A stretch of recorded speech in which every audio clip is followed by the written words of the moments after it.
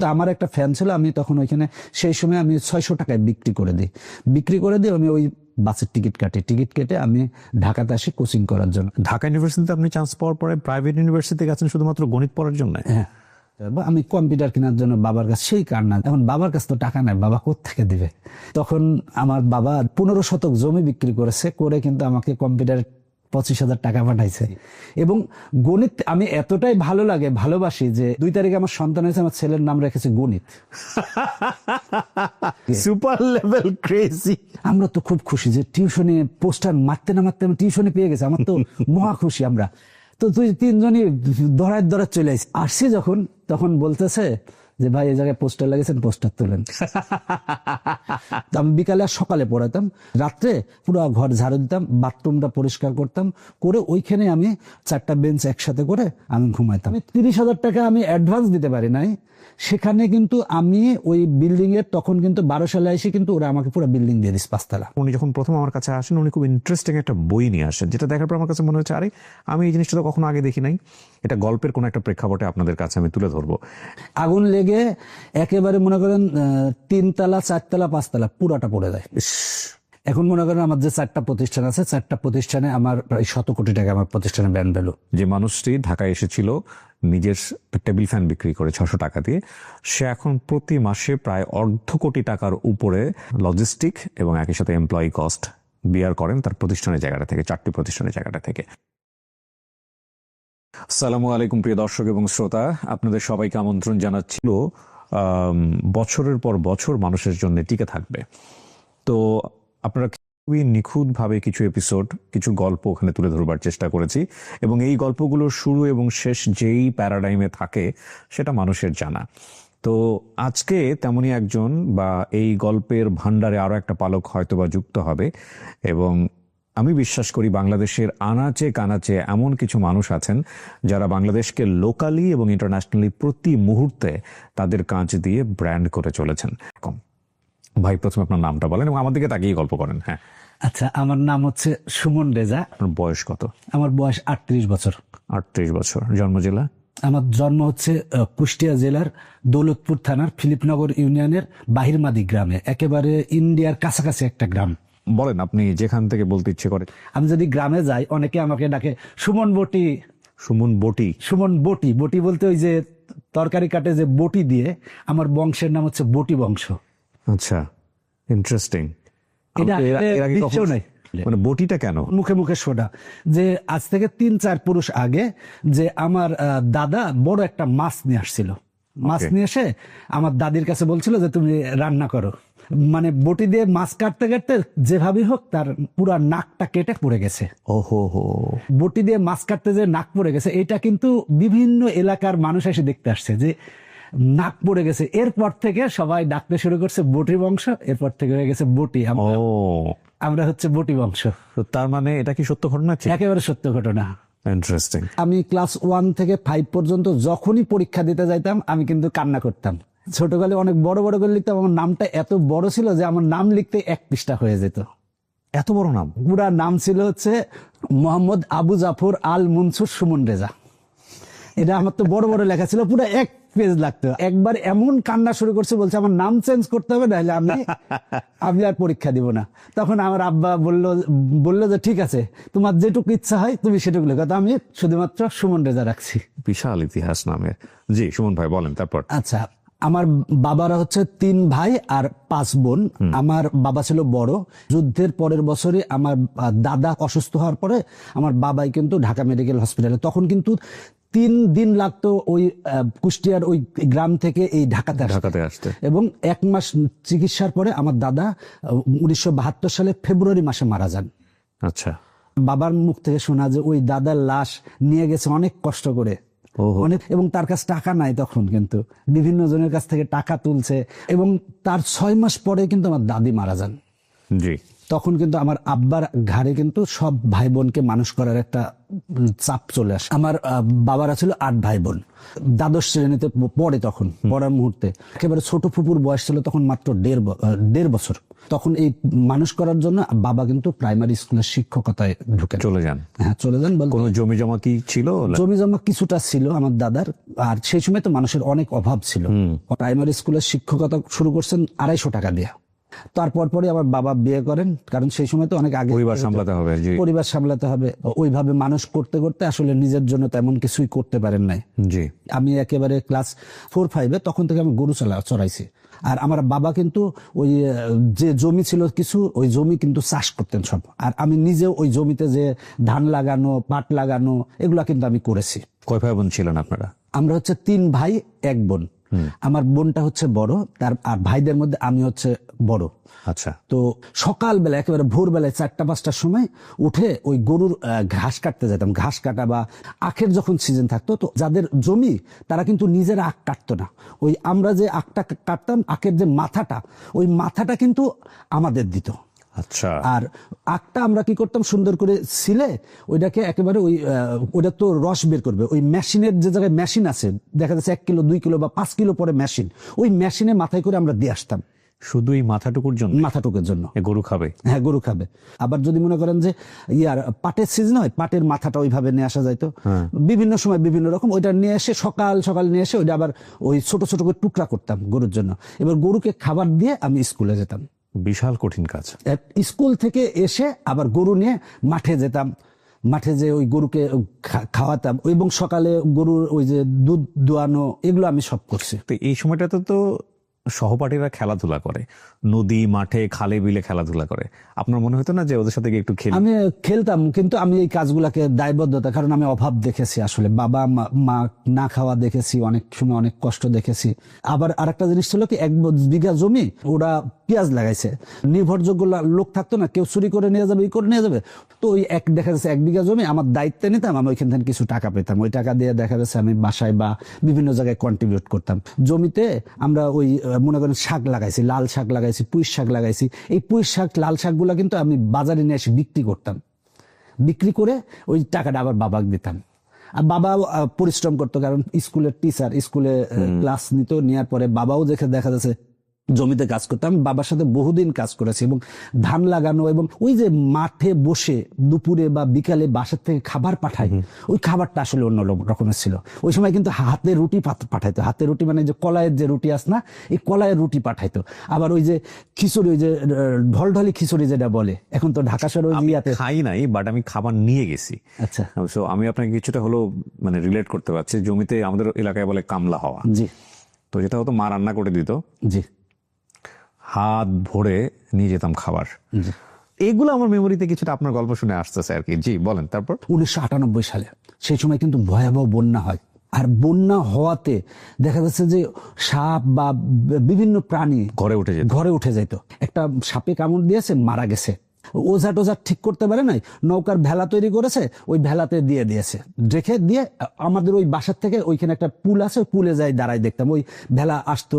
এরকম কিন্তু আমি অনেক লাশ দেখেছি, এবং আমি এটাও দেখেছি 98 বন্যার সময়ে যে মারা গেছে, লাশ যে দাফন করবে সেটা দাফন করার জায়গা নাই। এবং বন্যা আসবে তার 2 দিন আগে একজন মারা গেছে, লাশ দাফন করছে। আমাদের স্কুলের পাশে একটা গোরস্থান আছে, ওইখানে গোরস্থানে দাফন করছে।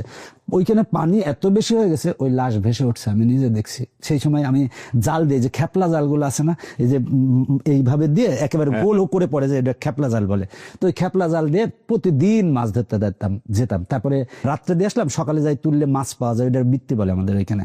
তো ওই সময় আমি কিন্তু মাছ ধরায় এত নেশা হয়ে গেছিল যে আমি সারা দিন, মানে স্কুলে যাওয়ার পর, স্কুল থেকে আসার পর থেকে মাছ ধরতাম। 98 বন্যা, তখন আমি ক্লাস 6-এ পড়ি।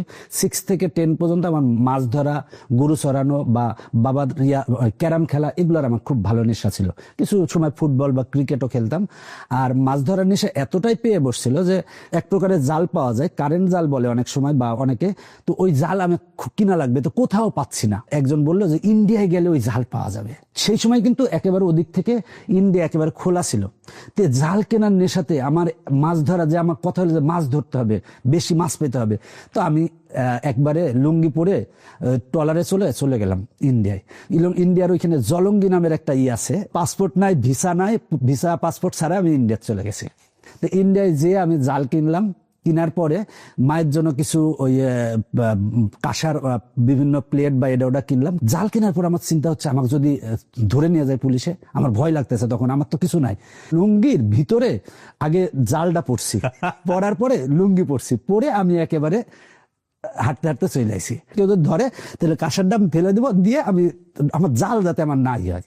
মাছ ধরে এতটা আমার নেশা ছিল। অতটুকু গল্প শুনে মনে হচ্ছে আপনি খুব বাধ্যনুগত ছিলেন পরিবারে, মানে বাপ মায়ের থাকে না যে একটা বাচ্চার পিছনে এক্সট্রা সময় দিতে হয়, একটু বখাটেপনা, এগুলো বোধহয় আপনার ছোটবেলায় বোধহয় তেমন একটা না। আমি সবসময় চেষ্টা করছি যে আমার ফ্যামিলিকে কন্ট্রিবিউট করার। এরপর আমি 2002 সালে এসএসসি পরীক্ষা দেই আমার গ্রামের স্কুল থেকে। আমার স্কুলের নাম হচ্ছে বাহিরমাদি মাধ্যমিক বিদ্যালয়। 2002 সালে জিপিএ পাই 4.50। সেই সময় কিন্তু পাস করছিল হচ্ছে 42%। মাত্র 42%? হ্যাঁ, পুরো বাংলাদেশে? হ্যাঁ, পুরো বাংলাদেশে। এবং জিপিএ পাস পেয়েছিল 317 জন। জিপিএ পাস তখন তো অনেক সোনার হরিণ। 2001 সালে প্রথম জিপিএ আসে, 2002 সালে হচ্ছে আমার এসএসসি। আমি মানে দ্বিতীয় বছরে ছিলাম। ওকে। মানে 6 বিষয়ে আমার A+ ছিল। আর আমি ক্লাস 5 এবং 8 দুই ক্ষেত্রেই কিন্তু আমি ট্যালেন্ট পুলে বৃত্তি পেয়েছি। আমার পড়াশোনা কিন্তু কারণ আমার বাবা কিন্তু আমাকে নিয়মিত ধরে ধরে পড়াশোনা করাইতো। তো আমাকে তখন বললো যে কোথায় পড়ানো যায়, তাহলে বোর্ডের, আমরা যশোর বোর্ডের আন্ডারে, তো যশোর বোর্ডে আমি যশোর ক্যান্টনমেন্ট কলেজে ভর্তি হই। সেই সময় টপ কলেজ ছিল যশোর ক্যান্টনমেন্ট। হ্যাঁ, আমি নিজেও বগুড়া ক্যান্ট পাবলিকে পড়েছি। ক্যান্টনমেন্ট কলেজে ভর্তি হই। কলেজে যখন পড়ছেন তখন থাকতেন কোথায়? মেসে থাকতাম। ও, মেসে থাকতাম। এবং ওইখানে আমি কিন্তু মেসে থাকতাম। মেসে থাকার সময় অনেক টাকা তো লাগে আসলে। এখন আমার বাবা প্রাইমারি স্কুলে জব করে, যাই হোক কয় টাকা পায়, আমাকে যতটুকু পারে দিত। বড় যে মামা, ফজলুল হক নাম, উনি আমাকে অনেক হেল্প করতো, অনেক সময় টাকা দিয়ে, বা অনেক সময় আইডম হয়েছে যে আমার একটা সাইকেল কেনার দরকার, আমার পছন্দ, বা আমার বড় মামাকে নিটটা ফিল আপ করতো। অনেক ক্ষেত্রে। ইন্টারে তো আমি সায়েন্সে পড়তেছি, তো ইন্টারে দেখা যাচ্ছে যে অনেক প্রাইভেট পড়তে হয়, অনেক টাকা লাগে। তো বাবা যাই টাকা দিচ্ছে ওইটা দিয়ে যাই হচ্ছে। আমি তখন 2-1টা টিউশনিও করতাম সেই সময়। ইন্টার লাইফে টিউশনি করছি করে আমি কলেজ লাইফ আমি শেষ করছি। কলেজ লাইফ শেষ করার পর আমি যখন ঢাকাতে আসবো, এখন ভর্তি পরীক্ষার জন্য তো ঢাকায় আসতে হবে, তো ঢাকাতে আসবো, আমার কোনোভাবে টাকা নাই। এখন সব বন্ধু একসাথে চলে আসবো মনে করতেছি। এখন বাবার সাথে থেকে আগের দিনও টাকা চাইলাম, তো বাবা বলতেছে 2-1 দিন সময় লাগবে। তা আমি চিন্তা করতেছি 2-1 দিন, পরের দিনই সবাই টিকিট কেটে চলে যাচ্ছে, আমি তখন কি করব? তো এমনি মেসে থাকলে তো সবার একটা নির্দিষ্ট থাকে, ফ্যান থাকে, থাকে, তো সবার ফ্যান নিয়ে আসতেছিল। তো আমার একটা ফ্যান ছিল, আমি তখন ওইখানে সেই সময় আমি 600 টাকায় বিক্রি করে দিই। আমি ওই বাসের টিকিট কেটে আমি ঢাকাতে আসি কোচিং করার জন্য। কখনো কারো কাছে ধার করবো, এই জিনিসটা আমার কাছে খুব লজ্জাজনক। তা আমি চিন্তা করলাম যে ফ্যান দরকার, পরে যে কিনা যাবে, আমি ফ্যানটা বিক্রি করি। তো প্রথমে সবাই ভর্তি হয়েছে, কিন্তু আমার বাবার টাকা দিতে দিতে অনেক লেট হয়েছিল। তারপর আমি কোচিং এ ভর্তি হই। আপনি এসে থাকলেন কই ঢাকা? আমি ঢাকায় এসে মিরপুর শেওড়াপাড়াতে উঠি। আমার ওই বন্ধুরা মিলে একটা ম্যাচ ঠিক করছিল, ওই ম্যাচে আমি উঠছি। এবং আমি 2005-06 সেশনে আমি ভর্তি পরীক্ষা দেই ঢাকা ইউনিভার্সিটিতে। মৃত্তিকা, পানি ও পরিবেশ বিজ্ঞান যে বিভাগ আছে, ওই বিভাগে আমি চান্স পাই প্রথম বছর প্রথমে। আর সেই সময় কিন্তু 2বার পরীক্ষা দেওয়া যেত। আমি কিন্তু গণিতকে খুব ভালোবাসতাম প্রথম থেকে, এবং আমি 6-এ খারাপ করছিলাম একবার। তারপর থেকে আমি গণিতে সবসময় 98, 99, 100 পেতাম। তো আমার ইচ্ছা যে আমি গণিতে পড়বো। তো আমি যে সাবজেক্টে ভর্তি হলাম, যে মৃত্তিকা, পানি ও পরিবেশ বিজ্ঞান বিভাগ, আমি ডিপার্টমেন্টে ভর্তি হয়ে থাকলাম। দ্বিতীয়বার পরীক্ষা দেওয়ার পরে আমি সাবজেক্ট পেলাম হচ্ছে পরিসংখ্যান, প্রাণ পরিসংখ্যান ও তথ্য পরিসংখ্যান। গণিত পাইনি আসলে, আমি ব্যর্থ, আসলে আমি পাইনি যে কারণে হোক। দ্বিতীয়বার আমি যখন আবার চান্স পাই, তখন ভর্তি হই, তখন আমার ফজলুল হক দিয়েছিল। মুখস্থর মতো থাকতো, অঙ্ক ছিল, কম ছিল। যেহেতু আমার কাছে ভাল লাগতেছে না, আমি সেকেন্ড ইয়ার পর্যন্ত পড়ার পরে আমি চিন্তা করলাম যে আমি ভাল লাগতেছে না। আমি পরবর্তীতে প্রাইভেট ইউনিভার্সিটিতে গণিতে অনার্স এবং মাস্টার্স করছি। ঢাকা ইউনিভার্সিটিতে আপনি চান্স পাওয়ার পরে প্রাইভেট ইউনিভার্সিটিতে গেছেন শুধুমাত্র গণিত পড়ার জন্য? হ্যাঁ। আপনার বাবাকে কি বুঝাইলেন? আমি বাবাকে বুঝাইছি যে আমার এটা ভাল লাগে না, পরিসংখ্যানও তো অনেক ডিমান্ডেবল একটা subject। না ডিমান্ডেবল থাকে। এটাও ম্যাথ। প্রথমে ভর্তি হলাম, তারপরে আবার ভর্তি হয়েছে। আমার গণিতকে ভালো লাগে বলে আমি গণিতকে দেখতেছি। আমি সেকেন্ড ইয়ার পর্যন্ত পড়ছি, ফার্স্ট ইয়ারের ফাইনাল পরীক্ষা দিছি, রেজাল্ট হয়েছে। যে যতই বলুক আমার একটা Okay. নিজের থাকে না, যে প্যাশন থাকে, যে আমার এটা ভালো লাগার জায়গা। আমি সেই ভালো লাগার জায়গা পাচ্ছিলাম না। আমি গণিতে পড়লে আমি ভালো করব। আপনার ফ্যামিলি থেকেও তো ধরেন তেমন একটা সাপোর্ট করার মতো অবস্থা না। না, আমি যে কাজটা করি যে সবাই কম্পিউটার কিনছে, আমি চিন্তা করলাম যে একটা আমার কম্পিউটার দরকার। কম্পিউটার হইলে হয়তো আমি আরো ভবিষ্যতে ভালো করব, বিভিন্ন কিছু ইনকাম করতে পারবো। আমি কম্পিউটার কেনার জন্য বাবার কাছে সেই কান্না। এখন বাবার কাছে তো টাকা নাই, বাবা কোত্থেকে দিবে? তখন আমার বাবা যে কাজটা করছে, 15 শতক জমি বিক্রি করেছে, করে কিন্তু আমাকে কম্পিউটার 25,000 টাকা পাঠাইছে। আমার বাবা কিন্তু আমাকে বলে নাই যে আমি জমি বিক্রি করে। আমি পরে 2 সপ্তাহ পরে আমার বোনের মাধ্যমে জানতে পারি। 25,000 টাকায়, এবং 25,000 টাকায় হচ্ছে কম্পিউটার। ঢাকা ইউনিভার্সিটিতে পড়া মানে হচ্ছে আমরা মোটামুটি ধরেই নেই যে এই ছেলের ভবিষ্যৎ একটা আছে এবং সে পরিবারের হাল ধরতে পারবে। সাবজেক্টও খারাপ না, দুটো সাবজেক্টই ভালো, কিন্তু আপনার প্যাশন ছিল গণিত, যে কারণে আপনি ঢাকা ইউনিভার্সিটিতে দুইটা সাবজেক্ট 2 বছর চান্স পাওয়ার পরে দুটোই আপনি কনসিডার করে প্রাইভেট ইউনিভার্সিটিতে যাচ্ছেন, কারণ আপনি ম্যাথই পড়বেন। হ্যাঁ। কোন ইউনিভার্সিটি চুজ করলেন? অনার্স পড়ছি বাংলাদেশ ইউনিভার্সিটি, আর মাস্টার্স করছি উত্তর ইউনিভার্সিটি। তো ইন্টারেস্টিং। এটা আসলে আমার কাছে ভালো আপনি লাগতো। ম্যাথে পড়ে, মানুষ তো চিন্তা করে যে সাবজেক্টে পড়ছে সেটা পড়ে কি হবে। আমার ম্যাথ আমার কাছে ভালো লাগে, ম্যাথ আমার কাছে প্যাশন একটা। It's very important thing. জীবনে প্যাশন যেখানে, সেখানেই সময় দিবেন, এবং সেটা যদি পজিটিভ কিছু হয়, চিন্তা করেন না সেক্টর কোথায় আছে, সেক্টর আপনি বানাবেন। প্যাশন সেই লেভেলের হবে। কেন এই কথাটা বললাম গল্পের শেষে গিয়ে বলবো। আজ পর্যন্ত যারা দেখবেন যে পুরো পৃথিবীতে প্রভাবশালী নেতৃত্বে এসছে, কাজের জায়গা থেকে হোক বা যে কোনো জিনিস থেকে হোক, তারা কিন্তু তার প্যাশন দিয়ে হয়েছে। প্যাশন ছাড়া কোনো মানুষই তার ইউনিকনেসকে এক্সপ্লোর করতে পারে না। So it's a very important thing. Dhaka ইউনিভার্সিটির মতো জায়গাতে দুটো সাবজেক্টে চান্স পেয়ে, সে স্ট্যাটিস্টিক্সের মতো সাবজেক্টে চান্স পেয়েও সে কনসিডার করেছে ডিউ রেসপেক্ট কোথায় বাংলাদেশ ইউনিভার্সিটি র্যাঙ্কিং আর কোথায় ঢাকা ইউনিভার্সিটি র্যাঙ্কিং। তো চিন্তাই করতে পারেন আপনি, কিন্তু উনি ওনার প্যাশনকে অনুভাবে কনসিডার করেন। নট অনলি দ্যাট, আপনি দেখবেন যে পড়েছে এমন একটা সাবজেক্টে যেটার ফিউচার, স্ট্যাটিস্টিক্সের ফিউচার, এগুলো কিন্তু সেম। এবং ইউনিভার্সিটির সার্টিফিকেটের ভ্যালু যদি আমি চিন্তা করি, তাহলে ডেফিনেটলি বাংলাদেশ ইউনিভার্সিটির চেয়ে ঢাকা ইউনিভার্সিটি অনেক বেশি এগিয়ে। কিন্তু উনি কনসিডার করলেন ফিউচারের কথা চিন্তা ভাবনা না করে, কারণ আমার ম্যাথ পড়তে ভালো লাগে, আমি ম্যাথই পড়বো।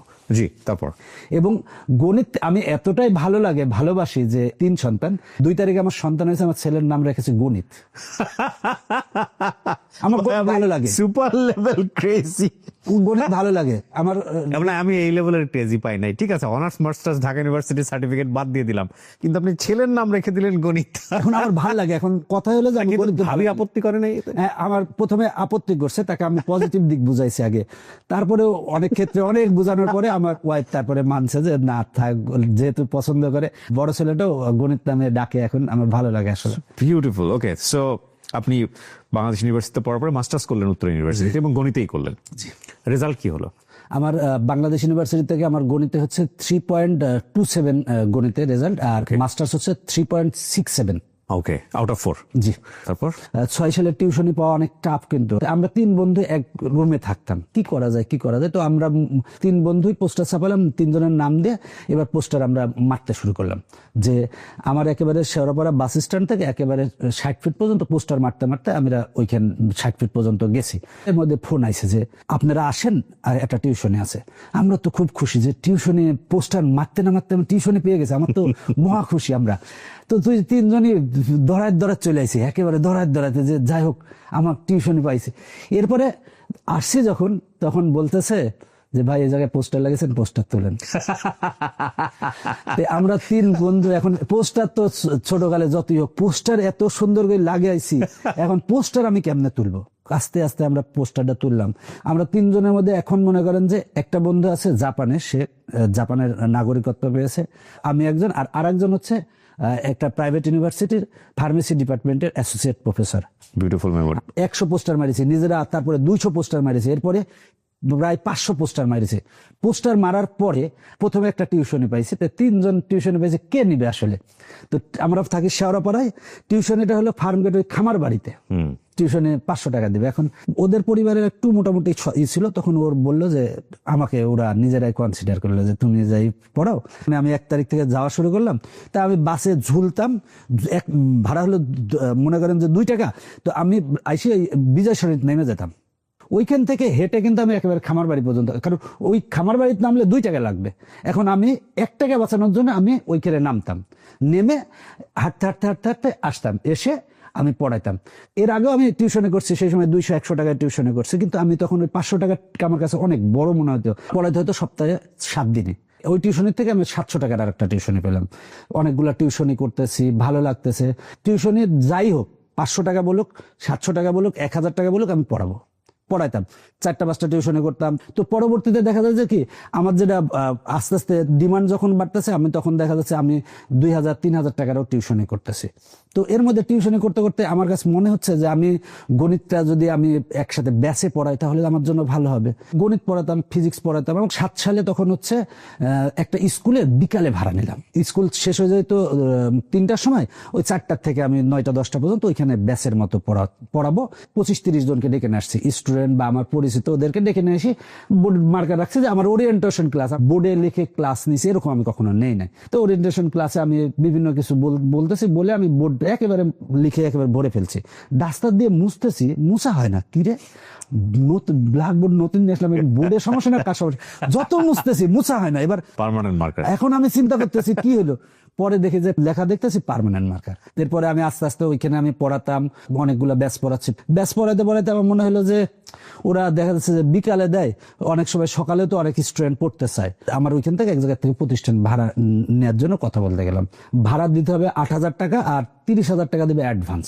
তো এখন সেই সময় তো 2008 সালে তো 30,000 টাকা অ্যাডভান্স দেওয়া অনেক টাফ। আপনি কি তখনও ছাত্র? তখন আমি ছাত্র। ঠিক আছে, আমি ফাইনাল করছি। কোথায় এটা? এটা মিরপুর শেওড়াপাড়াতে। শেওড়াপাড়াতে 30,000 টাকা অ্যাডভান্স দিতে হবে। আমার কাছে 30,000 টাকা নাই। টিউশনে করতেছে, আমার ইউনিভার্সিটির খরচ বা আমার ফ্যামিলিকে দিতেছে, দিয়ে আমার ওটা খরচ হয়ে যায়। 1 তারিখে উঠতে হবে, উনি একেবারে 28 তারিখে আমাকে খুঁজতেছে, যে অ্যাডভান্স দেওয়ার কথা ওনার 20 তারিখে আমাকে খুঁজতেছে। যেভাবে হোক নিয়ে আমিও তাকে ম্যানেজ করে দিলাম।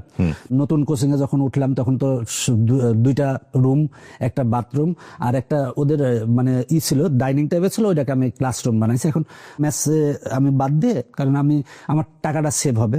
তো আমি বিকালে আর সকালে পড়াতাম, রাত্রে পুরো ঘর ঝাড়ু দিতাম, বাথরুমটা পরিষ্কার করতাম, করে ওইখানে আমি 4টা বেঞ্চ একসাথে করে আমি ঘুমাইতাম। ওই ইউনিভার্সিটি ক্লাস করছি, স্টুডেন্ট পড়াইছি। কারণ স্টুডেন্ট পড়ানো কিন্তু অনেক কষ্টের, কথা বলা অনেক কষ্টের। এত ক্লান্তি আসতো যে আমি ওই বিছানা পাড়ারও সময় পাইতাম না। ওই জাস্ট বেঞ্চে পড়ে শুইলে আমার ঘুম এসে যেত। এখন একটা ঘর ঝাড়ু দিতে হলে তো তাকে 1,000-2,000 টাকা দিয়ে রাখা লাগবে। সেই হিসাবে আমি সবকিছু করছি। সব ছেলেমেয়েরা কিন্তু সাজেশন ফলো করে, আমি সাজেশন বানাইতে পারতাম। দেখা যাচ্ছে বিগত 10 বছরের প্রশ্ন যদি কেউ ঘাটার পরে এইটা রচনা, মনে করো যে স্বদেশ প্রেম আইসে 20 বার, মানব কল্যাণ বিজ্ঞান আইসে 15 বার, তার মানে কি স্বদেশপ্রেমী দেওয়ার সম্ভাবনা বেশি। সুতরাং আমি ওইটাকে 1 নম্বরে দিলাম। কিন্তু দেখা যাচ্ছে ঢাকা বোর্ড বা কিছু কিছু বোর্ড তো প্রশ্ন অনেক সময় পরিবর্তন কঠিন করে। গত বছর যদি একটু কঠিন করে, ওই বোর্ড একটু বিশ্লেষণ করলে কিন্তু সুন্দর করে সাজেশন করা যায়। এই জিনিসটা আমি কিন্তু পারতাম, এবং এই জিনিসটা যদি আমি করে স্টুডেন্টের কাছে দিলে, স্টুডেন্টের দেখা যাচ্ছে হুবহু সবগুলো 1 নম্বর আসতো। প্রকৃত কিন্তু আসতো। ওকে, সেপ্টেম্বর কি অক্টোবরের এসএসসি মডেল টেস্ট দিয়ে আমার কোচিং শুরু করার আগে আমি লিফলেট দিতে হবে স্কুলে। তো আমি লিখছি যে প্রথম যে মডেল টেস্টে ফার্স্ট হবে, প্রথম পুরস্কার কম্পিউটার দিব, দ্বিতীয় পুরস্কার দিচ্ছি নোকিয়া মোবাইল, তৃতীয় পুরস্কার কি যেন লিখছি না। কিন্তু আপনি দিবেন কোত্থেকে? আপনার পকেট? আমি জানি যে আমি স্টুডেন্ট পাবো। ও, এটা বললে প্রচুর স্টুডেন্ট ভর্তি হবে। স্টুডেন্ট পাবো আমার বিশ্বাস, কারণ আমার কিছু স্টুডেন্ট অলরেডি আছে, এবং আমি লিফলেটের মধ্যে সাজেশন দিয়ে দিয়েছি। এই সাজেশন দেখা যাচ্ছে হুবহু কমন আছে স্কুল পরীক্ষাগুলোতে। প্রায় 70-80 জন স্টুডেন্ট পেয়ে গেছে, এবং এককালীন কিন্তু একটা নির্দিষ্ট পরিমাণ টাকা নিয়েছে। নিজেই ফটোকপির মেশিন কিনছি, তারপরে ফটোকপি দিতাম একেবারে অফসেট পেপারে। আমার বাবার কাছ থেকে শোনা যে অনেক আগে যখন আমার বাবা স্কুলে ওই ফ্রি পড়াইতো, ওই জিনিস থেকে আমার মাথায় আসলো, আমার বাবা যেহেতু ফ্রি পড়াইছে, আমি ফ্রি দিলে কেমন হয়। তো এখন তো সবাই দেয় 3 দিন, 5 দিন বা 7 দিন ফ্রি দেয়। তখন আমি লিফলেটে লিখে দিলাম যে 1 মাস ফ্রি ক্লাস। আমি যখন স্কুলে লিফলেট দিয়েছি, এটা সত্যি 1 মাস ফ্রি ক্লাস। এর মধ্যে মনে করেন 100-150 স্টুডেন্ট চলে আসে, বিশাল প্রচারণা। তো এর মধ্যে এমন ভালো ক্লাস নিলাম, আর এত ফ্রেন্ডলি হয়ে গেলাম। 1 মাস পরে ওই দেখা যাচ্ছে যে যারা ছিল সবাই ওরা কিন্তু পরের মাসটায় কন্টিনিউ করছে। 6 থেকে শুরু করে দ্বাদশ শ্রেণী পর্যন্ত সব ক্লাসের আমি গণিত পড়াতাম। আমার গণিত পড়াতে অনেক ভালো লাগে। 3 বন্ধু যে পোস্টার মারতে গেছিলাম, ওর মধ্যে একজন বন্ধু আমাকে 1 বছর ও কোনো টাকা ছাড়া কোচিং এ ক্লাস নিত। আর ওর সাথে আমার এত একটা ভালো মহব্বত ছিল, পরবর্তীতে ও লন্ডনে চলে যায়। এদিকে মনে করেন যে 9, 10, 11, 12 সেই সময় আমি অনেক সচ্ছল, কারণ অনেক স্টুডেন্ট আমার কাছে পড়তে যাচ্ছে। 30,000 টাকা আমি অ্যাডভান্স দিতে পারি নাই। সেখানে কিন্তু আমি ওই বিল্ডিং এর তখন কিন্তু 12 সালে এসে কিন্তু ওরা আমাকে পুরো বিল্ডিং দিয়ে দিচ্ছে 5 তলা, মানে স্টুডেন্ট ধরতেছে না।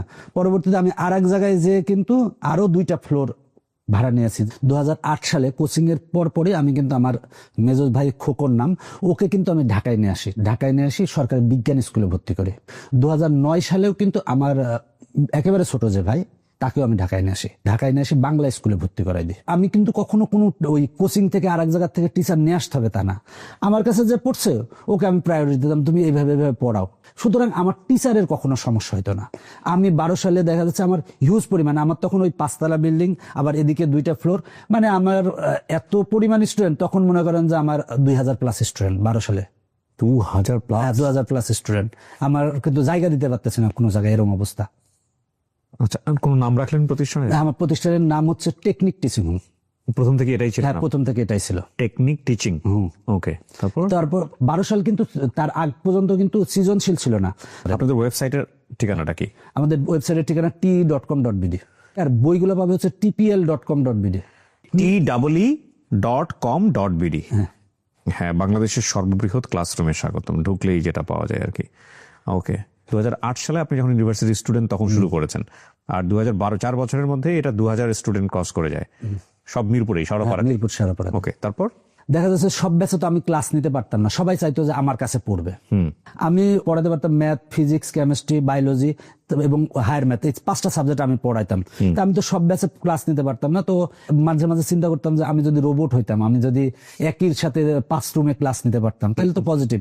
13 সালের দিকে আমি কিছু সিডি বানালাম, মানে আমার ক্লাস দিয়ে রেকর্ডিং সিডি বানালাম। তো সিডি চলতো, তখন সিডি চলতো। তো সিডি বানায় আমি ওই দেখা যাচ্ছে আমার সিডিতেই অনেক সময় আমি ক্লাসরুমে চালাই দিতাম, এক রুমে ক্লাসরুমে চালাই দিয়ে ওরা দেখতো। ব্যাপারটা হচ্ছে যে প্রত্যেকটা ক্লাসে একটা করে সিডি দিয়ে দিত, যে আমাকে হয়তো পাচ্ছ না কিন্তু সিডি দেখো, সিডি দেখো। আমি চালাই দিয়ে একজনকে দাঁড় করে রাখছি, তুমি দাঁড়াও, আর আমি এদিকে এই রুমে ক্লাস নিচ্ছি। এভাবে অনেক ক্লাস নিয়েছি। সিডির থেকে আমি দেখা যাচ্ছে যে আমি চিন্তা করলাম এগুলা যদি আমি আস্তে আস্তে অনলাইনে আপলোড করা যায় কিনা। তা আমি কিছু কিছু ক্ষেত্রে, তখন অনলাইন অতটা জনপ্রিয় না, কিন্তু 15 সালের দিকে আমি কিছু অনলাইনে ভিডিও আপলোড করলাম। অনলাইনে তখন ইউটিউব তখন মোটামুটি হচ্ছে, তাই ইউটিউবে আপলোড করলাম 15 সালে। স্টুডেন্টে বলতাম আমি যদি না থাকি তোমরা দেখো। আপনার ইউটিউবের চ্যানেলটার নাম কি? আমার ইউটিউবের চ্যানেলের নাম technique easy education. Technique easy. তখন আমি কি নাম দেওয়া যায়, তখন আমি ওই যে সহজভাবে যেহেতু গণিত পড়াই তা আমি টেকনিক ইজি এডুকেশন রাখলাম। এটা কত সালে দিয়েছেন? 2015? না, আমি যখন 2015 সালে চ্যানেল খুলি, 2018-তে হ্যাঁ চ্যানেল খুলে ভিডিও দিচ্ছি ফেসবুকে, ইউটিউবে। 2016 সালে আবার কিন্তু আমার ওই যে মানে ওই বিভিন্ন খেলার মানে আমি পোস্ট করার ফলে বা বিভিন্ন কারণে আমার ওই 2টা চ্যানেল এবং আমার এদিকে ফেসবুক সম্পূর্ণ 16 সালে নাই। ওগুলো নাই হয়ে গেছে বা যে কোনো কারণে হোক, আমি যেটা কারণে বলতে আরেকটা জিনিস আছে কি, আমি আবার এই সময় কিন্তু 3 million subscriber, my goodness, 19,000 video. কিন্তু আমি কিন্তু ওইভাবে আসলে টু বি অনেস্ট মানে আমার চোখে পড়ে নাই। মানে আমিও তো এডুকেশন টুল নিয়ে অনেকদিন ধরে কাজ করছি, প্রচার বলেন, প্রসারের জায়গায় বলেন, আপনাকে আমি এইভাবে দেখি না, কিন্তু আপনার এত কন্টেন্ট। আমার কিন্তু কন্টেন্ট আছে 40,000 ফেসবুক এবং ইউটিউব মিলে, এখানে কিন্তু আরো কয়েকটা পেজ আছে। এখানে একটা জিনিস আপনাদেরকে বলি প্রিয় দর্শক এবং শ্রোতা, উনি যখন প্রথম আমার কাছে আসেন উনি খুব ইন্টারেস্টিং একটা বই নিয়ে আসেন, যেটা দেখার পর আমার কাছে মনে হচ্ছে আরে আমি এই জিনিসটা তো কখনো আগে দেখি নাই, এটা গল্পের কোন একটা প্রেক্ষাপটে আপনাদের কাছে আমি তুলে ধরবো, এবং এটা খুবই ইন্টারেস্টিং। এবং এর আগে আপনারা বা এর বাইরে কেউ করেছে কিনা আমার জানা নেই, তবে আমার চোখে পড়েনি। বইটা আমি দেখাবো একটু পরে, গল্পের প্রাসঙ্গিক ভাবেই আসবে। তো আপনি ইউটিউব চ্যানেল খুললেন? হ্যাঁ, তারপর সবসময় চেষ্টা করতাম যে বাংলাদেশের জন্য কিছু করতে, নতুনত্বকে আমি করতাম। তো আমি খেলা দেখতাম একেবারে, ওই যতই হোক, আমি এরকম হয়েছে যে আমি না খেয়ে হলেও খেলা দেখছি, খেলা দেখতে যেতাম এবং ওই মাঠে খেলা দেখতে যেতাম। খেলা দেখতে দেখতে দেখতে দেখতে 13 সালের দিকে দেখতাম যে ওই একজন টাইগার সেজে খেলা দেখতো। আমি যদি যারা এখানে জব করে বা আমার স্টুডেন্টদের নিয়ে যে খেলা দেখি, তাহলে আমার যারা মাঠে খেলে তারা তো অনেক উৎসাহ পাবে। 13, 14, 15 সাল, 16 সাল পর্যন্ত আমি কিন্তু একসাথে মনে করেন যে 20 জন 25 জন যে বাঘ সেজে যে খেলা দেখতাম। আপনিও? আমি সহ। সবাই তো ওয়ানডে T20 খেলা দেখতে যায়, কিন্তু আমরা টেস্ট খেলাও দেখতে যেতাম। আমরা স্ক্রিনে দেখাচ্ছি প্রিয় দর্শক এবং শ্রোতা। জি। তো বাঘ সেজে যখন আমরা খেলা দেখতে গেছি 16 সালে টেস্টে, সেই দিন কিন্তু বাংলাদেশ ইংল্যান্ডকে কিন্তু 148 না 37 রানে কিন্তু হারাই দিছে। সব পত্রিকায় আমাদের ছবি দিয়েছিল যে এরকম আমরা চিল্লাইছি, এবং ওই যে বাঘের সাথে যে বাঘিনী গেছে, এটা অনেক হাইলাইটস হয়েছিল, হয়েছিল। 16 সাল মিনিমাম হলেও 6 থেকে 7 বার আমি ফেসবুক, ইউটিউবে যে কারণে হোক হ্যাকিং বা আমার পেজ সব নষ্ট হয়ে গেছে। 16 সালে আমার দেখা যাচ্ছে যে এত স্টুডেন্ট আমি কন্ট্রোল করতে পারতাম না, করতে পারতাম না। তখন আমার কিছু টিচারই আমার দেখা যাচ্ছে অনেক বড় ক্ষতি করে, বলতে আমার ওই অনেক স্টুডেন্টকে নিয়ে তারা আবার নতুন একটা প্রতিষ্ঠান খুলে। আমি সবসময় চেষ্টা করছি যে আমি সমস্যায় পড়ছি, আর আবার যদি আমি সমস্যায় পড়ি, এই জন্য আমি সবসময় শান্ত থাকতাম যে সমস্যার সময় এইখান থেকে কিভাবে কাটানো যায়। আমি 3 মাসের মধ্যে আমার ওই সমস্যা আমি কাটাই উঠছি। এরকম হয়েছে যে আপনি গুলশান থেকে আমার কাছে পড়তে যাইতো, গুলশান থেকে ওদিকে পল্লবী থেকে বিভিন্ন দূর দূরান্ত থেকে আমাদের এখান থেকে পড়তে যাইতো। এবং একটা ছেলে আছে যে মগবাজার থেকে আসতে লাগতো 3 ঘন্টা, বা যাইতে সে সময় অনেক জ্যাম ছিল। 2017 সালে 21শে জানুয়ারি সন্ধ্যার দিকে আমার মানে কোচিং সেন্টারে আগুন লাগে।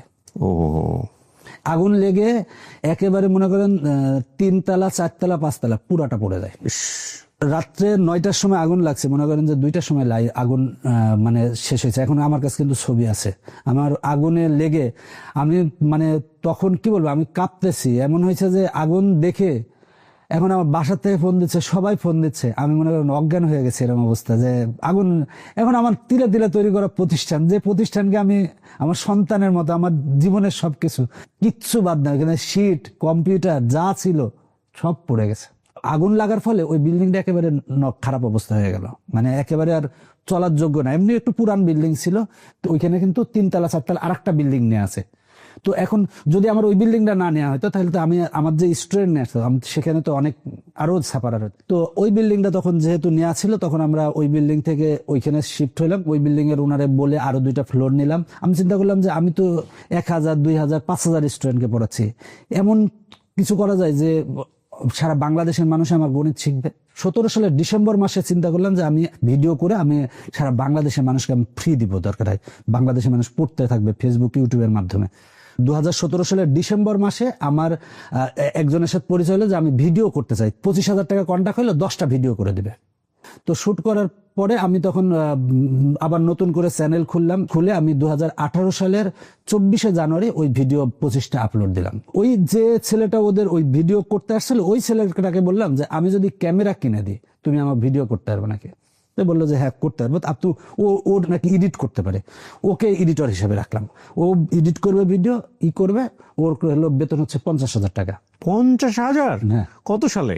এটা 2018 সালে। এখানে বুঝতে পারতেছেন যারা ভিডিও এডিটর বা যারা খুব ভালো কোয়ালিটিফুল, তাদের স্যালারি কত হইতে পারে।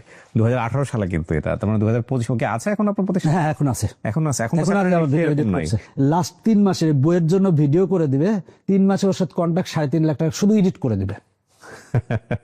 বাংলাদেশের ছেলেমেয়েরা যখন বলে যে চাকরি পাই না, কাজ পাই না, এই যুগে যদি কেউ এই কথা বলে এবং তার হাতে যদি একটা সেলফোন থাকে বা সেলফোন কেনার যদি ক্যাপাবিলিটিস থাকে, if it is touch mobile, বিশ্বাস করেন আপনি অন্ধকার যুগে বসবাস করতেছেন। মানে আলোর যুগে এসে আপনি অন্ধকার যুগে বসবাস করতেছেন। I am sorry to say, আপনার দ্বারা আসলে হবে না। আপনাকে একটু আঘাত দিতে চাই, কারণ ওই যে রবীন্দ্রনাথের খুব সুন্দর একটা কথা আছে, ওরে নবীন ওরে আমার কাঁচা, আধ মরাদের ঘা মেরে তুই বাঁচা। আপনি আসলে আধ মরা না, পুরোটাই মরে আছেন, আপনাকে বাঁচানো খুব মুশকিল। ভাই, এই যুগে কাজের অভাব, এই যুগে কাজ পাচ্ছে না, বিয়ন্ড ইম্পসিবল। ওই যুগটাই নাই একাডেমিক্যালি পড়াশোনা করে তারপরে আপনি একটা চাকরির জন্য স্যান্ডেল ক্ষয় করবেন। এবং আপনার যদি কোয়ালিটি থাকে, বিশ্বাস করেন আপনাকে খোঁজার জন্য 1000টা কোম্পানি আছে। এটা একেবারে সত্য কথা। ওকে হায়ার করলেন, ও ভিডিও তৈরি করে, আমি একটা ক্যামেরা কিনে দিলাম। এখন এমন হচ্ছে যে ও সকাল 7টায় শুরু করছে, রাত 12টা পর্যন্ত ক্লাস নিচ্ছে। এখন 12টার সময় একজন ক্লাস নিতে যাচ্ছে, তো এখন ও তো অত শিডিউল দিতে পারে না। 19,000 video technique easy education YouTube চ্যানেলে, 19,000 ভিডিও। এবং এই 19,000 ভিডিওর প্রায় 3 মিলিয়ন সাবস্ক্রাইবার। ফ্যাক্ট এই 19,000 ভিডিও না, আপনি হয়তো 19,000 ভিডিও জীবনে পুরোটা দেখে শেষও করতে পারবেন না। ফ্যাক্ট অন্য একটা জায়গাতে, যেটা আমি একটু পরেই বলবো। বেশ কিছু বই এখানে এসছে এবং এটা আপনাদের জীবন দশায় কাজে লাগবে, এই চ্যানেলটাও কাজে লাগবে ইনফ্যাক্ট। বলেন তারপর। তো ভিডিও নিয়মিত করতেছি আর আপলোড করতেছি, ফেসবুকেও করতেছি, ইউটিউবেও করতেছি। নিয়মিত আমি ভিডিও দিচ্ছি, ভিডিও প্রতিদিন আমার এরকম হয়েছে যে প্রতিদিন আমি 20টা 30টা 35টা 40টা যা ভিডিও হয় আমরা আপলোড দিই। পড়াশোনার ভিডিও সব একেবারে, আর ক্লাস 5 থেকে একেবারে দ্বাদশ শ্রেণী পর্যন্ত আমার সব গণিত ক্লাস থাকবে। কোচিং এর থেকে যা ইনকাম হয় ওই ইনকাম আমি এখানে হিউজ ইনভেস্ট করতেছি, যে আমার যত যাই হোক ডিজিটালি আমি বাংলাদেশের মানুষ বিনামূল্যে পড়ুক। আমি প্রতিদিন 20টা 30টা 50টা করে ভিডিও ছাড়তেছি। 20 সালে তো করোনা চলে আসলো, তো এখন করোনার সময় ভিডিও কিভাবে হবে। আর একটা জিনিস আমি করছি যে 2018 সালে প্রথমে ভিডিও করার পরে আমি দেখলাম যে বাইরের কিছু দেশে ওরা ওই দেখতাম যে ওই গ্লাস বোর্ডের উপর লিখতো। তো এরকম কোন কোম্পানিকে বাংলাদেশে আছে না, কিন্তু খুঁজে দেখলাম যে নাই কারোর ভিডিও। গ্লাস বোর্ডের রুম তৈরি করে ওই গ্লাস বোর্ডে কিন্তু আমরা তখন ক্লাস নেওয়া শুরু করলাম, এবং গ্লাস বোর্ডের ক্লাসগুলো কিন্তু ইউনিক হলো। এই গ্লাস বোর্ডে আমরা ক্লাস নিলাম তখন করোনার সময়, যখন 20 সাল হলো তখন আমি চিন্তা করলাম যে করোনার সময় তো সব বন্ধ, এখন আমি স্টুডেন্টকে কি করব। ওই সময় আমি এডিটরকে বলছি যে তুমি আমার বাসায় থাকবা। করোনার সময় টানা প্রায় 8 মাস 16 ঘন্টা করে ক্লাস নিয়েছি, এবং আপনি দেখেন ইউটিউবে কিন্তু আমার 5,000 প্লাস ক্লাস আছে আমার একার। আপনি যে 19,000 ভিডিও দেখতেছেন, আমার কিন্তু আরো 7-8টা চ্যানেল আছে। এই চ্যানেলগুলো মিলিয়ে কিন্তু আমার প্রায় 40,000 ভিডিও আছে, তার মধ্যে আমার 5,000 প্লাস ভিডিও আছে। হিউজ। ক্লাস 9-10 গণিত সার্চ দেন, দেখেন আমার ক্লাস আসবে, এবং আমার সম্পূর্ণ ফ্রি ক্লাস আছে পুরা বইয়ের, একেবারে A to Z 6 থেকে একেবারে দ্বাদশ শ্রেণী পর্যন্ত যে কোনো ক্লাসের ভিডিও আমার ফুল ক্লাস ফ্রি আছে। লাভ কি এতে? আমার স্টুডেন্ট উপকৃত হবে, এটাই আমার লাভ। This man is super crazy. নিজের সন্তানের নাম রাখছে গণিত, সে আবার গণিত পুরো ফ্রি করে দিছে বাংলাদেশকে। My goodness. এবং অনেক ছেলে মেয়ে গণিত পড়ে অনেক ভালো করবে, এটাই আমার চিন্তা ভাবনা। নট অনলি দ্যাট, উনি ইন্টারেস্টিং একটা কাজ করছে। আমি বলে দিই আপনাদেরকে, আমি এতক্ষণ ধরে ধৈর্য নিয়ে আসলে ওনার গল্পের কখন আমি এই জায়গাটায় আসবে সেটা আমি চিন্তা করছিলাম। একটু দেখাই আপনাদেরকে একটা ইন্টারেস্টিং বিষয়, আপনাদেরকে বলি। সেটা হচ্ছে উনি প্রথমে আমাকে এই বইটা দিয়ে দিয়েছে, এই বইটা। তো এই বইটাতে উনি ওই যে প্রত্যেকটা ম্যাথে উনি হচ্ছে একটা করে কিউআর কোড দিয়েছে। ধরেন আপনি ম্যাথটা করতেছেন, করতে গিয়ে আপনার মনে হলো যে ফাইন, এই ম্যাথটা তুমি ভালো করে বুঝতে পারতেছি না, জাস্ট মোবাইল ধরলেই হবে। এই কিউআর কোড ধরলে এই ম্যাথটা উনি যেখানে ভিডিওটা আছে ইউটিউবে সেখানে চলে যাবে, এবং ডিটেল ওখানে আপনি ওনার পুরো ক্লাসটা পেয়ে যাবেন। উনি, আচ্ছা আপনার জানার মধ্যে কেউ করেছে বাংলাদেশে? বাংলাদেশে আমরা প্রথম যে এই বইয়ের সাথে শিক্ষক ফ্রি, এই বইটার জন্য কিন্তু 1220টা ভিডিও আছে। এই বইটাতে কটা ভিডিও আছে? 1220টা। ওই যে দেখেন ওইখানে প্রথমে। এটার দাম কত? এটার দাম 550 টাকা। এটা কোন ক্লাসের? এটা আপাতত আমরা এসএসসি 26-এর জন্য বের করছি, আমরা আগামী ডিসেম্বরে নবম দশম শ্রেণীর জন্য বের করব। এসএসসি 2026 গণিত। এবং এখানে যতগুলো ম্যাথ করা আছে প্রত্যেকটা ম্যাথের সাথে একটা করে কিউআর কোড দেওয়া আছে। কিউআর কোড জিনিসটা নিশ্চয়ই আপনারা বোঝেন, যে ভিডিওতে আপনারা দেখতে পাচ্ছেন। এই কিউআর কোডে আপনি জাস্ট মোবাইলটা ধরার সঙ্গে সঙ্গে আপনার মোবাইল ইন্টারনেট থাকলেই এইটার উপরে যে ভিডিওটা আছে ওনার ইউটিউব চ্যানেলে, বড় যে ক্লাসটা আছে, সেখানে গিয়ে আপনার ডিটেল একদম বলে দেওয়া আছে, যেটা আমার কাছে খুব ইন্টারেস্টিং মনে হয়েছে। এবং এটাকে উনি বলছেন যে বাংলাদেশে এই প্রথম বইয়ের সাথে শিক্ষক ফ্রি, এবং এটা পূর্ণাঙ্গ ডিজিটাল সহায়ক বই। আপনি এরকম বই কতগুলো করেছেন? আমরা সব সাবজেক্টেরই করছি, 25টা সাবজেক্টের। এখানে আছে অনেকগুলা সাবজেক্টের, এখানে ফিজিক্স কেমিস্ট্রি, আমরা মানে সব সাবজেক্ট, সায়েন্স কমার্স আর্টসের সবগুলা সাবজেক্টেরই বই করছি। ওকে, এটা সব সাবজেক্টের বই আছে। এবং এই বইগুলা কিন্তু যে ব্যাপারটা সবচেয়ে বড় বিশেষত্ব হচ্ছে কি, এই বইটার জন্য 607টি কিউআর কোডে সম্পূর্ণ বইটা কিন্তু সমাধান করা আছে। তো আমি এখানে যে কাজটা করছি সেটা হলো প্রতিটার সাথে আমি কিউআর কোড রাখছি। এবং এই কিউআর কোডটা অন্যরা চাইলেও করতে পারবে না, আমার পারসেপশন থেকে বলছি, আমার খুব নলেজ নাই, যদি থাকে আপনারা শেয়ার করেন। সেটা হচ্ছে যে এতগুলো ভিডিও আসলে কোন প্রতিষ্ঠান করেছে, এই 19,000 20,000 ভিডিও, বা করলেও ওইভাবে রাখছে কিনা চ্যানেলে। সো এটা ওনার জন্য দেখেন, উনি মানুষকে ফ্রি দিয়েছে ঠিকই, পাশাপাশি ওনার প্রতিষ্ঠানের জন্য কত বড় একটা অ্যাসেট হয়ে গেছে। ওই বইটা কিন্তু চাইলে সে পরীক্ষাও দিতে পারবে। পরীক্ষা মানে এখানে পরীক্ষাও দিতে পারবে? পরীক্ষাও দিতে পারবে। আপনি দেখেন ওই যে একটা চ্যাপ্টার শেষ হলে এমসিকিউ সে পড়লো, দেখেন এমসিকিউ অনেকগুলো পরীক্ষার আছে। এখন মনে করেন একটা চ্যাপ্টার সে পড়া শেষ করলো, করার পরে মনে হলো যে আমি তো এই এমসিকিউ গুলো পড়ছি, এখন আমি পরীক্ষা দিব কি, জাস্ট একটা চ্যাপ্টার শেষে কিউআর কোড দেওয়া আছে, কিউআর কোডে স্ক্যান করলে সাথে সাথে প্রশ্ন চলে আসবে। আচ্ছা, প্রশ্ন চলে আসার পরে সে কোনটা তার কাছে মনে হলো সে দিল, এরপরে সাথে সাথে সে যখন সাবমিট করবে তার কোনগুলো ভুল গেল, সে কত নাম্বার পেল, সেগুলো সব এখানে দেখতে পাবে। বিউটিফুল। এবং আরেকটা জিনিস আছে, সেটা হলো যে অনেক এমসিকিউ আছে ক্যালকুলেটরে করা যায় এবং শর্টকাটে করা যায়। এই জন্য কিন্তু প্রতিটা এমসিকিউ এর ওইখানে টাইপের ওইখানে কিন্তু 2টা করে কিউআর কোড আছে। একটা কিউআর কোডে সে স্ক্যান করলে সে হাতে লেখা এমসিকিউ দেখতে পারবে, আর একটা কিউআর কোডে স্ক্যান করলে সে ক্যালকুলেটরে বা শর্টকাট নিয়মে সে দেখতে পারবে। আপনার এই বইগুলো যদি কেউ দেখতে চায় বা কালেক্ট করতে চায়, সহজ পদ্ধতি কি? www.tpl.com.bd এই ওয়েবসাইট থেকে সংগ্রহ করতে পারবো, অথবা আমাদের অফিসে বললে আমরা একেবারে পাঠাই দিই ওদের কাছে, ওরা একেবারে ক্যাশ অন ডেলিভারিতে ওরা সংগ্রহ। যারা কালেক্ট করতে চান, স্ক্রিনে যে নাম্বারটা দেখতে পাচ্ছেন এটা ওনাদের প্রতিষ্ঠানের নাম্বার। আপনারা চাইলে ওখানে ফোন দিয়ে আপনারা বইগুলো দেখেন, যোগাযোগ করতে পারেন, কালেক্ট করতে পারেন। So beautiful one. শুধু যে গণিত না, আমার কাছে কিন্তু আমার সব সাবজেক্টের বই তৈরি করছি, ফিজিক্স, কেমিস্ট্রি, বায়োলজি, কতগুলো এরকম? এর টোটাল হলো এসএসসির জন্য 24টা সাবজেক্ট আছে। আমরা 24টা সাবজেক্টের কোর্স। এসএসসি, হ্যাঁ। এইচএসসি, এইচএসসি আমরা শুরু করি না। আমাদের ভবিষ্যতের টার্গেট যে আমি একেবারে 4th থেকে দ্বাদশ শ্রেণী পর্যন্ত এবং নিয়োগ পরীক্ষা পর্যন্ত, আমি 4th থেকে দ্বাদশ এবং নিয়োগ এবং বিসিএস পরীক্ষা পর্যন্ত আমি এরকম কিউআর কোড ভিত্তিক বই তো নিয়ে আসবো।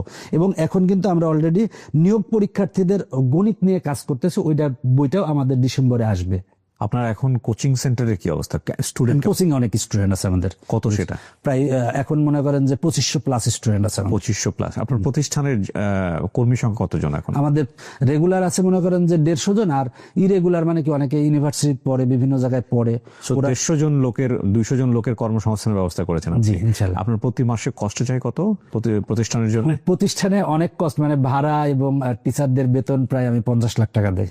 প্রতি মাসে 50 লক্ষ টাকা খরচ করেন আপনি ভাড়া এবং বেতন। এবং আরেকটা জিনিস, আমি কোনো স্টাফের বেতন 1, 2 এর 3 তারিখের পরে দেই না। সবসময় আমি 1, 2 তারিখে আমি ব্যাংকের মাধ্যমে আমার প্রতিটা স্টাফের বেতন দিয়ে দিই বা টিচারের বেতন দিয়ে দিই। আলহামদুলিল্লাহ। 50 লাখ টাকা আপনি কস্ট এবং প্রফিট তো ডেফিনেটলি থাকে। ওয়াও। Technique easy. আমার অনলাইন প্ল্যাটফর্মের নাম টেকনিক ইজি এডুকেশন, আর অফলাইন প্ল্যাটফর্ম মানে যেটা কোচিং সেন্টার, সেটার নাম হচ্ছে টেকনিক টিচিং হোম। আর আমার হচ্ছে যে বইগুলা কিন্তু আমার পাবলিকেশন, আমি পাবলিকেশনও তৈরি করছি। পাবলিকেশন নাম হচ্ছে টেকনিক পাবলিকেশন। নিজে কখনো চাকরি করেন নাই? 2টা কলেজে আমি 2-3 মাস করছি। আমার কাছে চাকরি ভালো লাগে না। আপনার প্রতিষ্ঠানটা কোথায়? ঢাকা শহরে কোথায়? মিরপুর শেওড়াপাড়া। শেওড়াপাড়াতেই আছেন এখন পর্যন্ত? জি জি জি। শেওড়াপাড়া কোথায় গেলে আপনাকে পাবে? শেওড়াপাড়া বাস স্ট্যান্ডেই পাবে। বাস স্ট্যান্ডে একেবারে আমাদের প্রতিষ্ঠান, 313 নাম্বার পিলারের পশ্চিম পাশে আমাদের প্রতিষ্ঠান। আপনি এখন ক্লাস নেন? এখন আমার ক্লাস নেওয়া হয় বলতে আমি অনলাইনের ক্লাসগুলো নেই, অফলাইনের ক্লাসগুলো খুব কম, একেবারে সময় তো ওইভাবে পাই না আসলে। ওকে। আমাদের ছেলেমেয়েরা গণিতে ভয় পায় কেন? আপনি গণিতে এর পরিমাণ ক্রেজি হয়ে গেলেন। আমরা গণিত শুনলেই হাত পা কাঁপতো আমাদের। গণিতের টিচার দেখলে আমরা স্কুল থেকে পালাই যেতাম। আপনার যদি মাথার মধ্যে একবার ঢোকে যে আপনার এই পাশের দোকানে ভালো প্রোডাক্ট পাওয়া যায় না, আপনি কিন্তু জীবনেও কিন্তু ওই দোকানে যাবেন। স্টুডেন্টদের মধ্যে একটা কি আসছে কি, যে গণিত আসলে কঠিন। আমরা ওই যে কঠিন বলতে বলতে প্রথমে থেকে যদি আমরা বলতাম গণিত সহজ, এই জন্য কিন্তু আমি নাম রাখছি ইজি ম্যাথ, যাতে সহজ মনে করুক। এখন গণিত কঠিন চিন্তা করতে করতে ওইটা ধরি না। যেটা পারেন না আপনি জাস্ট একটু বুঝে বুঝে করার চেষ্টা করেন, বুঝে বুঝে করেন। প্রতিদিন আপনি 1-1.5 ঘন্টা বা 2 ঘন্টা সময় দেন, আপনি 1 মাস পরে বলবেন আমার কাছে গণিত সহজ। আমরা প্র্যাকটিস করি না। এটা ট্রু। আর একটা জিনিস কি, আমরা সূত্রগুলো মুখস্থ করি না। গণিতের কিন্তু ভালো হইতে হলে সূত্র মুখস্থ করতে হবে, সূত্রগুলো মুখস্থ করতে হবে, আর প্রতিটা স্টেপ বুঝে বুঝে করতে হবে। 6-7 এর যোগ বিয়োগ বা এগুলা বা একেবারে ছোট থেকে ওই ভিতটা যদি ভালো করে তৈরি হয়তো তাহলে আরো পজিটিভ। আর ভিত তৈরি হয়নি, কিচ্ছু হয়নি। আপনি মনে করেন একেবারে কিচ্ছু না, জাস্ট যদি সে 9-এ পড়ে বা 6-এ পড়ে বা 10-এ পড়ে বা একাদশে পড়ে। আমি গণিত পারিনি, 3 মাস 2 ঘন্টা করে গণিত খালি করেন, পারেন না, আপনি প্র্যাকটিস করেন। Practice man makes perfect. না, এটা সত্য। এটা আপনি যেটা বললেন এটা আমি আমার নিজের জীবন থেকেও বুঝি।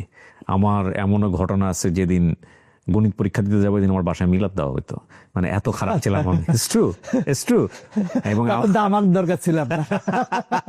ম্যাথ আসলেই সহজ, কিন্তু আপনি যেটা বললেন যে ম্যাথ আসলে আমাদের ছেলেমেয়েদেরকে ঢুকায়, ম্যাথ এবং ইংরেজি দুটো সাবজেক্টই ঢুকিয়ে দেওয়া হয়েছে টাফ, যে কারণে ওদের ছোটবেলা থেকেই এক ধরনের পারসেপশন গ্রো করে যে ভয়াবহ কঠিন একটা জিনিস ডিল করতেছে। আসলে এত কঠিন না। এই একটা সাবজেক্ট যেখানে আপনি 100 অ্যান্সার করলে 100ই পাবেন। হ্যাঁ, এটা একটা সাবজেক্ট, বাংলায় কিন্তু 100 অ্যান্সার করলে আপনি পাবেন না, এবং এটা যদি কারেক্ট থাকে এখানে আপনি 100ই পাবেন। এবং এটা আসলেই ফান। যাই হোক, আমি জীবনে অনেক ক্রেজি মানুষ দেখেছি, কিন্তু আমি এই লেভেলের ক্রেজি মানুষ দেখি নাই যে ম্যাথ ভালোবেসে তার সন্তানের নাম রেখে দেবে গণিত। আপনাকে দেখলাম। আপনার সন্তানের বয়স কত? আমার সন্তানের বয়স এই 2 তারিখে হয়েছে এই মাসে। আচ্ছা, তাহলে তো কয়েকদিন। ভবিষ্যতে যদি প্রশ্ন করে যে বাবা তুমি আমার নাম গণিত কেন রাখছো, আর এই ছেলে যদি গণিতে খারাপ হয়, না জানি কি একটা এই অবস্থা, কথাটা আমার ওয়াইফ কি ভয়ঙ্কর একটা অবস্থা হবে, চিন্তা করে দেখেন।